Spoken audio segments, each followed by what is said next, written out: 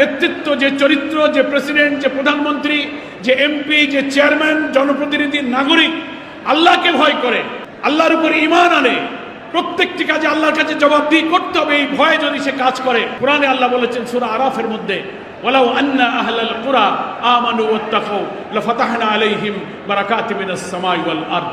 কোন জনপদের মানুষ যদি আল্লাহর উপর ঈমান আনে এবং আল্লাহকে ভয় করে সে সমাজ গড়তে পারে, লাফাতাহনা আলাইহিম, আমি তাদের জন্য খুলে দেব বারাকাতিম মিনাস সামাই ওয়াল আরদ, আকাশ এবং পৃথিবীর সব দরজা তার জন্য খুলে দেব। আজকে যদি বাংলাদেশের প্রেসিডেন্ট, প্রধানমন্ত্রী, এমপি, রাষ্ট্রযন্ত্রের প্রত্যেকটি মানুষ যদি তার দায়িত্ব পালনে আল্লাহকে ভয় করত, কোনো গোয়েন্দা পুলিশ আর র্যাব ডিবি লাগতো না, হারাম থেকে, অন্যায় থেকে সে বাঁচতে পারত। একজন ব্যবসায়ীর অন্তরে যদি তাকওয়া থাকে, সে ওজনে কম দিতে পারে না। একজন ব্যবসায়ীর অন্তরে যদি খোদাভীতি থাকে, সে কখনো মিথ্যা বলতে পারে না, সে খাদ্যে ভেজাল দিতে পারে না। একজন চাকরিজীবী অফিসে মানে ঘুষ খেতে পারে না, একজন যুবক দর্শন করতে পারে না যদি তার অন্তরে আল্লাহর ভয় থাকে। আজকে সমাজে ধর্ষণ, সুদ, ঘুষ, জালিয়াতি, চুরি, দুর্নীতি প্রত্যেকটির কারণ হলো মানুষের অন্তরে খোদার ভয় নাই। আল্লাহ বলছেন, খোদার ভয় দিয়ে যে রাষ্ট্র গঠন করা যায়, আকাশ এবং জমিনের বরকতের দরজা সে দেশের জন্য আমি খুলে দিই। প্রিয় ভাইরা আমার, আমাদের প্রিয় জন্মভূমি এই বাংলাদেশে আমরা এই তাকওয়া যদি অর্জন করতে পারতাম, তাহলে আমাদের সেই বরকতের বাংলাদেশ আমরাও কিন্তু পেতাম। কি বলেন, ঠিক কিনা? রাষ্ট্রে যদি আইন করে সুদ চালু থাকে, ঘুষ চালু থাকে, কোর্ট কাছারিতে মানুষের আইন দিয়ে কোর্ট চলে, হারাম চালু থাকে, বেপরদা চালু থাকে, তো আমি আপনি একা তাহাজ্জুদের নামাজ পড়ে কি করে আমি সমস্ত জায়গায় আল্লাহর আইন মানবো? সব জায়গায় আপনি আল্লাহর আইন মানতে না পারলে আপনি আমি পূর্ণ মুসলমান হতে পারবো না। আল্লাহ বলেছেন, ইয়া আইয়ুহাল্লাযীনা আমানুত্তাকুল্লাহ হাক্কা তুকাতিহি ওয়া লা তামুতুন্না ইল্লা ওয়া আনতুম মুসলিমুন। ও ঈমানদার লোকেরা, আল্লাহকে ভয় করো, তাকওয়া অর্জন করো, মৌতের আগে তুমি পূর্ণ মুসলিম না হয়ে তুমি মৃত্যুবরণ করো। রাষ্ট্রে যদি আল্লাহর আইন চালু না হয়, তো আমি একা চেষ্টা করে পূর্ণ আইন মানা সম্ভব হয় না। তার অর্থ হলো আমি পূর্ণ মুসলিম না হয়ে দুনিয়া থেকে আমি চলে যাব। সেই কারণে আল্লাহ তাআলা তার প্রিয় রাসূলকে দায়িত্ব দিয়েছিলেন, শুধু নামাজ, রোজা, হজ, যাকাত করে ব্যক্তিগত জীবনে তাকওয়া অর্জন করলে আল্লাহর পূর্ণ বিধান মানা যায় না, বলে রাষ্ট্রে আল্লাহর আইন কায়েম করতে হবে। আসসালামু আলাইকুম ওয়া রাহমাতুল্লাহ। সুপ্রিয় দর্শক, ঢাকা মহানগরী দক্ষিণের চকবাজার থানার আয়োজনে ইফতার মাহফিলে অসাধারণ একটি বক্তব্য দিয়েছেন সেক্রেটারি জেনারেল অধ্যাপক মিয়া গোলাম পরোয়ার। এই বক্তব্যটা শুনে রীতিমতো নেট দুনিয়ায় ভাইরাল হয়ে গেছে এবং অবাক হয়ে গেলেন দেশের বড় বড় নেতা কর্মীরা। তো সুপ্রিয় দর্শক, আমরা বেশি দেরি না করে চলুন অধ্যাপক মিয়া গোলাম পরোয়ারের সেই বক্তব্যটা শুনে আসি। আসসালামু আলাইকুম ওয়া রাহমাতুল্লাহি ওয়া বারাকাতুহু। সবাই আপনারা আল্লাহর মর্জি ভালো আছেন? আলহামদুলিল্লাহ, আলহামদুলিল্লাহ রাব্বিল আলামিন, আসসালাতু ওয়াসসালামু আলা সাইয়্যিদিল মুরসালিন ওয়া আলা আলিহি ওয়া সাহাবিহি আজমাইন। বাংলাদেশ জামাত ইসলামের ঢাকা মহানগরী দক্ষিণের গুরুত্বপূর্ণ চকবাজার থানা কর্তৃক আয়োজিত এই মাহে রমজানের মোবারক ইফতার পূর্ব আলোচনা সভার সম্মানিত সভাপতি, থানা আমির, মুআজ্জাজ উলামায়ে কেরাম, সুধীবৃন্দ, সম্মানিত ব্যবসায়ী, তরুণ, যুবক, বিভিন্ন পেশার সম্মানিত রোজাদার ভাইরা, আমরা মহান আল্লাহ তাআলার কাছে আমাদের মতো গুনাহগার দুর্বল গোলামদের ভাগ্যে এই রহমত, মাগফিরাত এবং নাজাতের নিয়ামতে ভরা রমজান যে এবার আবার আমাদের ভাগ্যে পেলাম, আমাদের প্রতি আল্লাহ তাআলার এই খাস রহমতের জন্য সকলেই আমরা আবার আল্লাহর কাছে সবাই শুকরিয়া আদায় করি, আলহামদুলিল্লাহ। সম্মানিত ভাইরা, মহান আল্লাহ রাব্বুল আলামিন মাহে রমজানের তাৎপর্য, রোজা কেন ফরজ করা হলো, সে উদ্দেশ্য কি করে অর্জন করা যাবে, সে উদ্দেশ্য পূরণে বাধা কোথায়, কিভাবে রোজা ফরজ করার সে উদ্দেশ্যে একজন মুমিন তাকে নিজেকে পৌঁছে নেবে, আল্লাহ তাআলা কোরআন মজিদের সূরা বাকারার 183 থেকে 187 পর্যন্ত কয়েকটি আয়াতে খুব চমৎকারভাবে বর্ণনা করে। সে আয়াতগুলো খুব গভীর মনোনিবেশ সহকারে পড়লে দেখা যায় যে সিয়াম, তাকওয়া এবং কোরআন, রমজান, তাকওয়া এবং কোরআন, এই তিনটা প্রসঙ্গকে আল্লাহ তাআলা কোরআন শরীফে এমনভাবে নিয়ে এসেছে, তিনটাকে খুব কোরিলেটেড করে, এক অপরের সাথে অনিবার্য অনুষঙ্গ অবিচ্ছেদ্য করে এমনভাবে কোরআন মজিদে আলোচনা করা হয়েছে যে তিনটা জিনিসের সাথেই একটার সাথে একটা ওতপ্রোতভাবে সম্পৃক্ত। একজন রোজাদারকে তাকওয়ার অর্থ বুঝতে হবে রোজা কেন আল্লাহ ফরজ করলেন, বুঝতে হবে আল্লাহ তাআলা কোরআন কেন নাজিল করলেন। তাকওয়ার সাথে কোরআন, কোরআনের সাথে সিয়াম ওতপ্রোতভাবে সম্পৃক্ত। যেমন আল্লাহ তাআলা রোজা ফরজ করা প্রসঙ্গে বলতে গিয়ে বলছেন, আউযু বিল্লাহি মিনাশ শাইতানির রাজীম বিসমিল্লাহির রহমানির রহিম ইয়া আইয়ুহাল্লাযীনা আমানু কুতিবা আলাইকুমুস সিয়াম কামা কুতিবা আলাল্লাযীনা মিন ক্বাবলিকুম লাআল্লাকুম তাত্তাকুন। এখানে আল্লাহ তাআলা বলছেন যে হে ঈমানদার লোকেরা, আমি তোমাদের উপরে রোজাকে ফরজ করলাম যেমন করেছিলাম পূর্ববর্তী লোকদের উপরে। আশা করা যায় লাআল্লাকুম তাত্তাকুন, আশা করা যায় এই রোজা রেখে তোমাদের মধ্যে তাকওয়ার গুণ সৃষ্টি হবে। লাআল্লাকুম তাত্তাকুন, সম্ভবত তোমরা তাকওয়ার অধিকারী হতে পারো। আবার আল্লাহ রাব্বুল আলামিন এই আয়াতের পরেই বলছেন শাহরু রমাদান আল্লাযী উনজিলা ফীহিল কুরআন হুদাল লিন-নাস ওয়া বায়্যিনাতিন মিনাল হুদা ওয়াল ফুরকান। রমজান মাস যে মাসে কোরআন নাজিল করা হয়েছে, এই কোরআন হচ্ছে সমস্ত মানব জাতির জন্য একটি জীবনযাপনের বিধান, সুস্পষ্ট উপদেশ দিয়ে পরিপূর্ণ এবং সত্য মিথ্যার পার্থক্যকারী কিতাব। তাহলে দেখা গেল যে আল্লাহ রাব্বুল আলামিন রোজা ফরজ করেছেন এবং সেখানে একটা উদ্দেশ্য বর্ণনা করা হয়েছে, সেটা হচ্ছে যে রোজা রাখার মধ্য দিয়ে লোকেরা তাকওয়ার গুণ অর্জন করবে। তাকওয়া কি জিনিস? রোজা বলতে আমরা বুঝি সুবে সাদেক থেকে সূর্যাস্ত পর্যন্ত সব ধরনের খানাপিনা পানাহার আমরা বন্ধ রাখবো, আর কাম প্রবৃত্তি, মানুষের সেক্সুয়াল ডিমান্ড, যৌন কামনা বাসনাকে, যা অন্য 11 মাস আল্লাহ তাআলা বৈধভাবে হালাল করেছিলেন, বিবাহের মাধ্যমে মানুষের কাম প্রবৃত্তি পূরণ করা আল্লাহ তাআলা হালাল করেছেন। এই হালালটাকেও আল্লাহ তাআলা রোজার মাসে সুবে সাদেক থেকে সূর্যাস্ত পর্যন্ত হারাম করেছেন। আবার অন্য 11 মাসে সুবে সাদেক থেকে সূর্যাস্ত পর্যন্ত খানা পিনাও হালাল, কিন্তু এই হালালটাকে এক মাসে আল্লাহ তাআলা হারাম করে দিয়েছে। বাকি সমস্ত অন্যায়, সমস্ত পাপাচার, মিথ্যাচার, জেনা, ব্যভিচার, সুদ, ঘুষ, জুয়া, সমস্ত নিষিদ্ধ কাজ 12 মাসেই হারাম। কিন্তু রমজানে এই 2টা হালালকে আল্লাহ নিষিদ্ধ করেছেন। কয়টা হালাল? 2টা হালাল। একটা হলো দিনের বেলায় সুবে সাদেক থেকে সূর্যাস্ত পর্যন্ত কোনো খানা পিনা করা যাবে না। আর আপনার বিবাহিত স্ত্রী, আপনি আপনার কাম প্রবৃত্তি বৈধভাবে চরিত্র করার জন্য আল্লাহ তাআলা নির্দিষ্ট সীমার মধ্যে আপনি দিনেও আপনি সে ইচ্ছা আকাঙ্ক্ষা পূরণ করতে পারেন। সেই আকাঙ্ক্ষা বৈধ থাকলেও অন্য 11 মাস, এই মাসে এই সময়টাকে নিষিদ্ধ করেছেন। এর তাৎপর্যটা কি? আমরা বুঝতে চেষ্টা করি না অনেক সময় যে এই রোজায় এই 2টা জিনিসকে আল্লাহ কেন বন্ধ করলেন, অথচ আল্লাহ কোরআনে বলছেন লাআল্লাকুম তাত্তাকুন।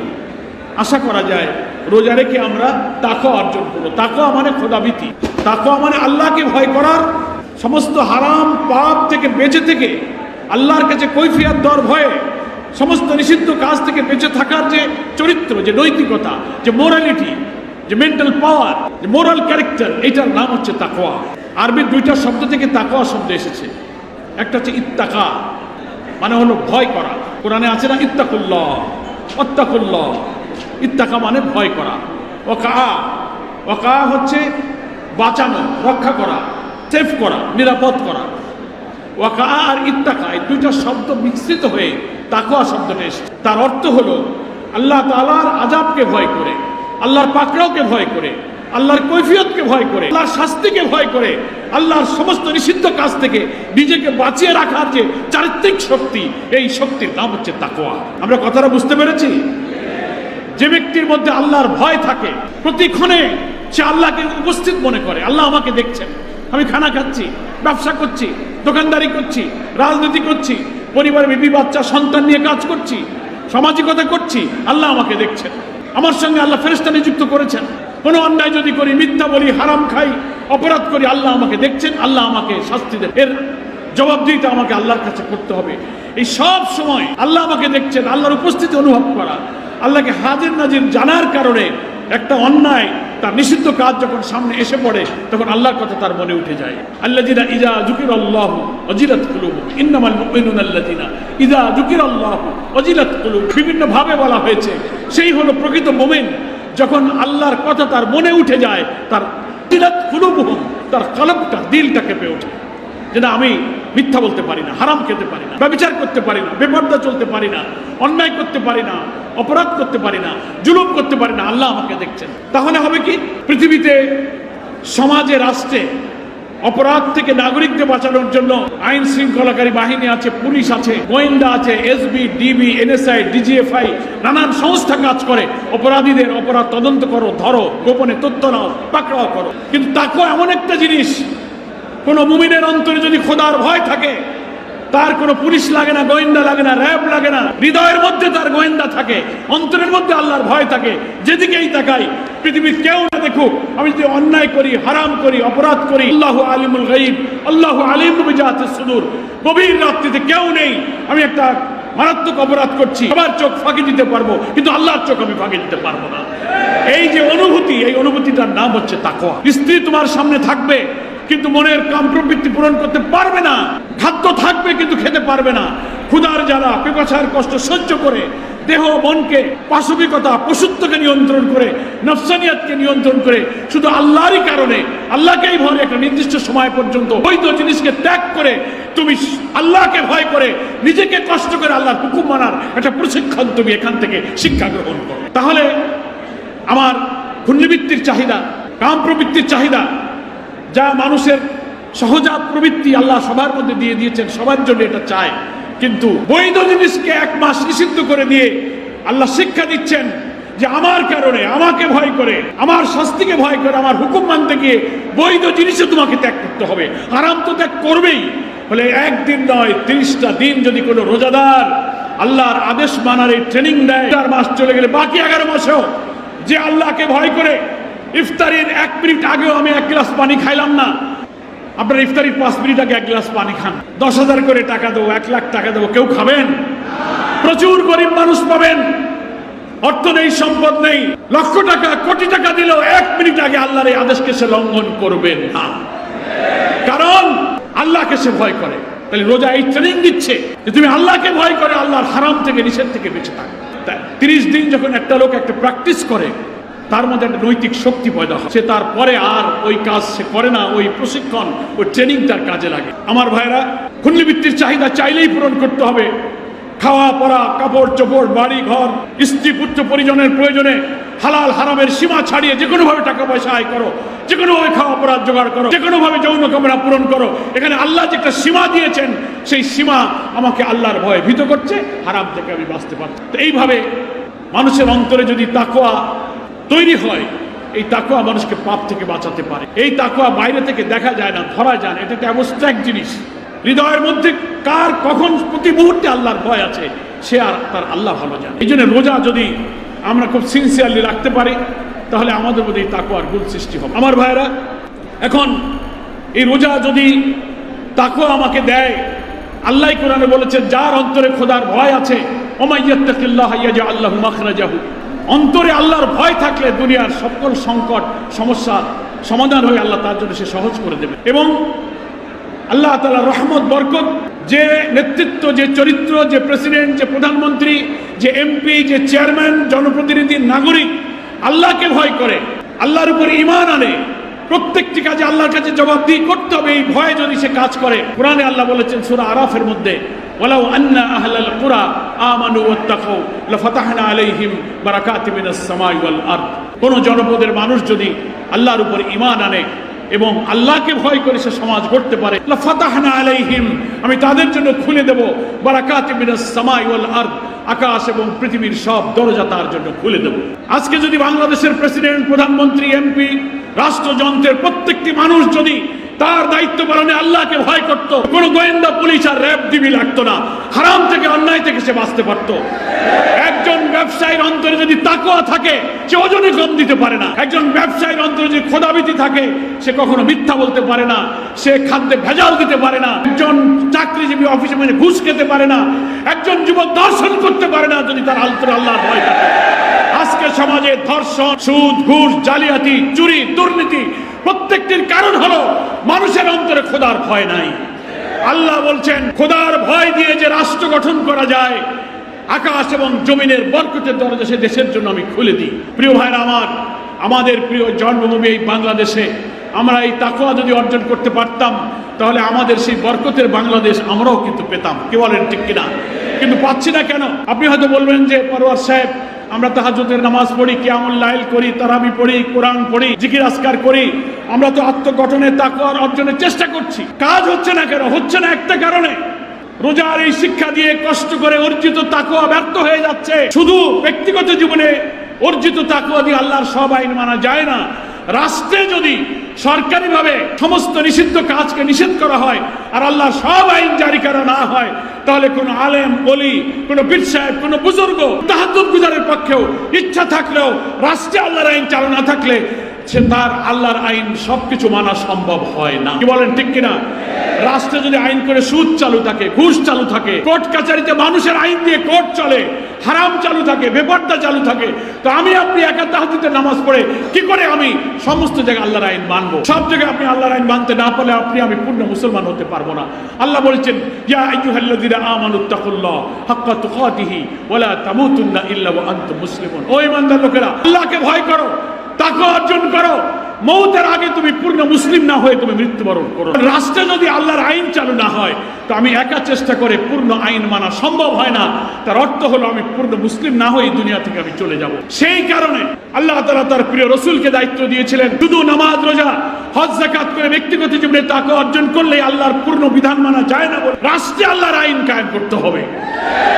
তাই আল্লাহ রাসূল মক্কা মদিনার 23 বছর সংগ্রাম করে, বাতিলের সাথে যুদ্ধ করে, দাওয়াতি কাজ করে, সংগঠিত করে আল্লাহর দ্বীনকে বিজয়ী করেছিলেন। আল্লাহ তাআলা রাসূলের পরিচয় দিয়ে বলেছেন, হুয়াল্লাযী আরসালা রাসূলাহু বিল হুদা ওয়া দীনিল হক লিইয়ুযহিরাহু আলাদ দীনি কুল্লি। তিনি সেই সত্তা যিনি তার রাসূলকে সমস্ত বাতিল মতাদর্শকে পরাজিত করে আল্লাহর দ্বীনকে বিজয়ী করার জন্য দুনিয়াতে পাঠিয়েছেন। সেই জন্য আল্লাহ তাআলা এই আয়াতের পরের আয়াতেই বলছেন, শাহরু রমাদানাল্লাযী উনজিলা ফীহিল কুরআন।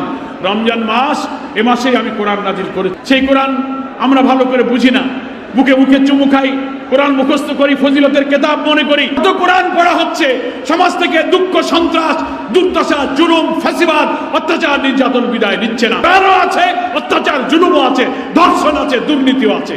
কারণ কি? আল্লাহ সূরা তাহাতে বলছেন, তাহা মা আনজালনা আলাইকাল কুরআন লিতাশকা। আমি তো এজন্য কোরআন নাজিল করি নাই যে কোরআনও তোমাদের মাঝে থাকবে, আবার তোমরা দুঃখ, কষ্ট, দুর্ভোগের মধ্যেও তোমরা থাকবে। অর্থ হলো কোরআন দিয়ে সমাজ চালু করে সমাজ থেকে দুর্নীতি, অত্যাচার দূর করতে হয়, তখনই অর্জিত তাকওয়া কাজে লাগিয়ে পূর্ণ মুসলিম হওয়া যায়। কি বলেন? আমি তাই বলতে চাই, আল্লাহ এই রমজানেই কোরআন নাজিল করেছে, রোজা রেখে তাকওয়া অর্জন করো। আর এই তাকওয়ার পূর্ণতা পাওয়া যায় না যদি কোরআনের শাসন জারি না থাকে। সেই জন্য হুদাল লিন-নাস, সমস্ত মানুষের জন্য way of life, code of life, constitution. হুদা অর্থ হচ্ছে আইন, বিধান, শাসনতন্ত্র। এই রমজান মাসে সেই কোরআন আল্লাহ নাজিল করে বলছেন, আমি এবছর কোরআন দিয়েছি, এই কোরআন তুমি সমাজে কায়েম করো। ওয়ালি তুকমিলুল ইদ্দাতা ওয়ালি তুকাব্বিরুল্লাহ আলা মা হাদাকুম ওয়া লাআল্লাকুম তাশকুরুন। রোজার সংখ্যা পূরণ করো। আর এই মাসে যেহেতু আমি হেদায়েত নাজিল করেছি, ওয়ালি তুকাব্বিরুল্লাহ, আল্লাহর তাকাব্বুরি, আল্লাহর শ্রেষ্ঠত্ব, আল্লাহর বড়ত্ব, আল্লাহর শাসন জারি করার মধ্য দিয়ে আল্লাহর শ্রেষ্ঠত্বের স্বীকৃতি দাও। ওয়া লাআল্লাকুম তাশকুরুন, আশা করা যায় তোমরা শুকরগুজার বান্দা হতে পারবে। তাহলে আমরা কি বুঝলাম?